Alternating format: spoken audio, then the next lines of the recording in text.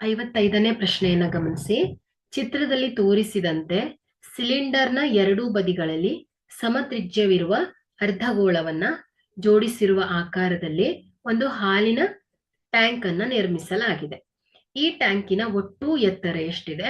6 metre ಮತ್ತು ತ್ರಿಜ್ಯ 1 metre ಆಗಿದ್ದರೆ ಈ ಒಂದು ಟ್ಯಾಂಕಿನಲ್ಲಿ ತುಂಬಬಹುದಾದ ಗರಿಷ್ಠ ಹಾಲಿನ ಪ್ರಮಾಣವನ್ನ ಲೀಟರ್ಗಳಲ್ಲಿ ಕಂಡು ಹಿಡಿಯಿರಿ. ನೋಡಿ ಇಲ್ಲಿ ಈ ಒಂದು ಹಾಲಿನ ಟ್ಯಾಂಕ್. ಸೊ ಇದು ಯಾವ ಆಕಾರದಲ್ಲಿದೆ ಅಂತಾಯ್ತು? ಸಿಲಿಂಡರ್ ಮತ್ತು ಎರಡು ಅರ್ಧಗೋಳದ ಸಂಯೋಜನೆ ಆಗಿದೆ ಅಲ್ವಾ? ಸಿಲಿಂಡರ್ ಮತ್ತು ಅರ್ಧಗೋಳಗಳ ಸಂಯೋಜನೆಯಿಂದ ಏನಾಗಿದೆ? ಈ ಟ್ಯಾಂಕಿನ ಗರಿಷ್ಠ ಸಾಮರ್ಥ್ಯವನ್ನ ನಾವೇನ್ ಮಾಡ್ಬೋದು? ಕಂಡುಹಿಡಿಬಹುದು.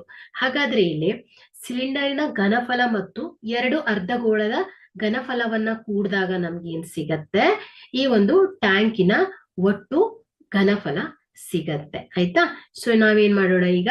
ಮೊದಲನೇದಾಗಿ ಇಲ್ಲಿ ಸಿಲಿಂಡರ್ನ ಪ್ರತ್ಯೇಕವಾಗಿ ಸಿಲಿಂಡರ್ನ ಎತ್ತರವನ್ನ ಹೇಳ್ಬೇಕು. ಇಲ್ಲಿ ಅವ್ರೇನ್ ಹೇಳಿದ್ದಾರೆ?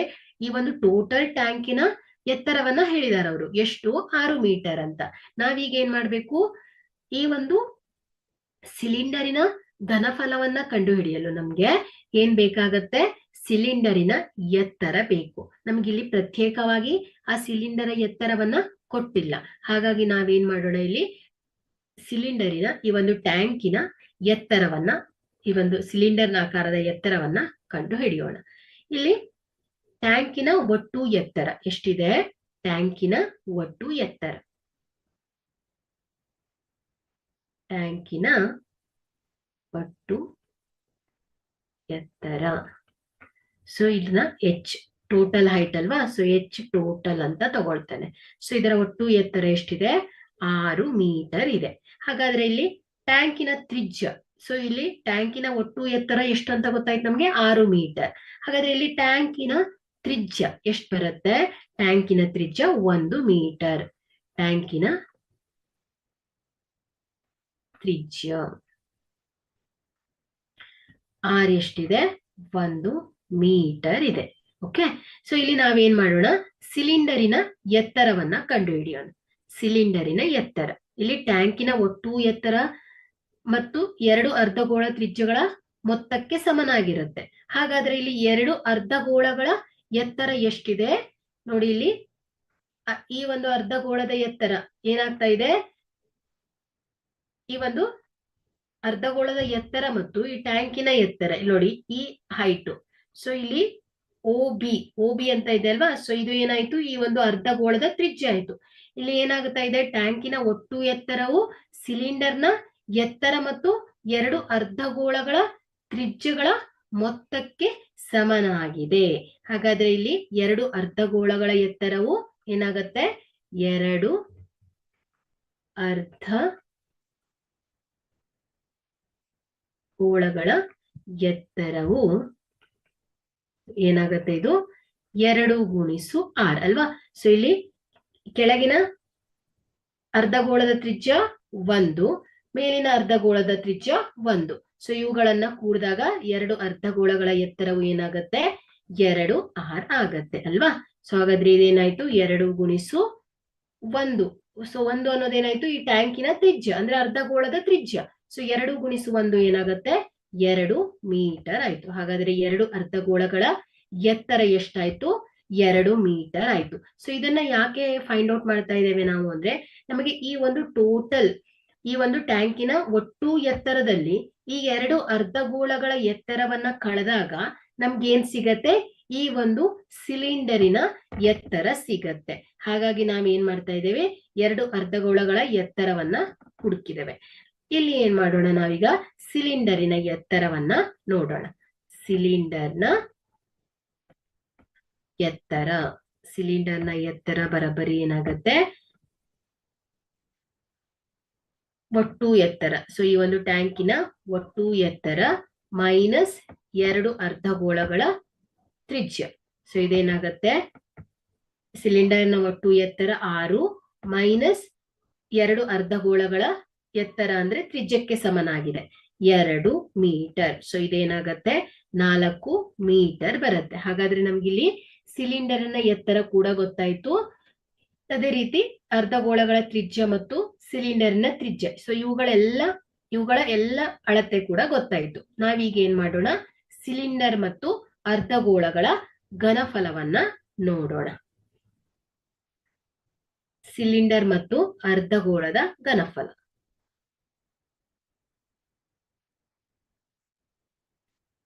ಮೊದಲನೇದಾಗಿ ಸಿಲಿಂಡರ್ನ ಘನಫಲ. ಸಿಲಿಂಡರ್ನ ಘನಫಲ. ಸೊ ಈಸ್ ಈಕ್ವಲ್ ಟು ಬರೋಬ್ಬರಿ ಏನಾಗುತ್ತೆ, ಸಿಲಿಂಡರ್ನ ಘನಫಲದ ಸೂತ್ರ ಪೈ ಆರ್ ಸ್ಕ್ವೇರ್ ಎಚ್ ಅಲ್ವಾ. So pi R square H, pi R square H. So H ಇದು ಸಿಲಿಂಡರಿನ ಎತ್ತರ.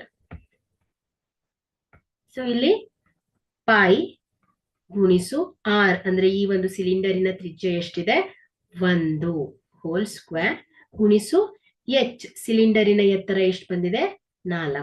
ಸೊ ಇದೇನಾಗತ್ತೆ, 4 ಪೈ ಸೆಂಟಿಮೀಟರ್ ಮೀಟರ್ ಕ್ಯೂಬ್ ಆಗತ್ತೆ ಅಲ್ವಾ. ಅದೇ ರೀತಿ 2 ಅರ್ಧಗೋಳಗಳ ಘನಫಲ. 2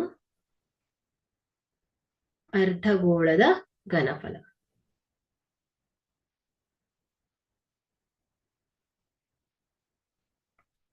ಅರ್ಧಗೋಳದ ಘನಫಲ.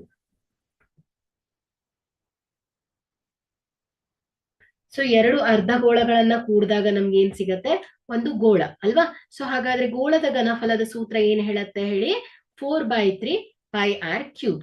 ಓಕೆ, 2 ಅರ್ಧಗೋಳಗಳು ಅಂದ್ರೆ ಏನಾಯ್ತು, ಈಕ್ವಲ್ ಟು ಏನಾಗತ್ತೆ, ಒಂದು ಗೋಳದ ಘನಫಲದ ಸೂತ್ರಕ್ಕೆ ಸಮನಾಗತ್ತೆ. ಇದೇನಾಗತ್ತೆ, 4/3 pi R cube. Okay, so ಇದೇನಾಗತ್ತೆ ನೋಡಿ, 4/3 ಗುಣಿಸು ಪೈ ಆರ್ ಏನಿದೆ ಈ ಒಂದು ಅರ್ಧಗೋಳದ ಅಂದ್ರೆ ಗೋಳದ ತ್ರಿಜ್ಯ ಕ್ಯೂಬ್ ಆಗತ್ತೆ. ಸೊ ಇದೇನ್ ಬರುತ್ತೆ, 4/3 ಪೈ ಮೀಟರ್ ಕ್ಯೂಬ್ ಆಯ್ತು. ಸೊ ಇಲ್ಲಿ ನಮ್ಗೆ ಸಿಲಿಂಡರಿನ ಘನಫಲ ಕೂಡ ಸಿಕ್ತು, 2 ಅರ್ಧಗೋಳಗಳ ಘನಫಲಗಳು ಕೂಡ ಸಿಕ್ತು. ನಾವೀಗ ಏನ್ ಮಾಡೋಣ, ಈ ಒಂದು ಸಿಲಿಂಡರ್ನ ಘನಫಲಕ್ಕೆ 2 ಅರ್ಧಗೋಳಗಳ ಘನಫಲವನ್ನ ಕೂಡಿಸೋಣ. ಆಗ ನಮ್ಗೆ ಏನ್ ಸಿಗತ್ತೆ, ಟ್ಯಾಂಕಿನ ಒಟ್ಟು ಘನಫಲ ಸಿಗತ್ತೆ.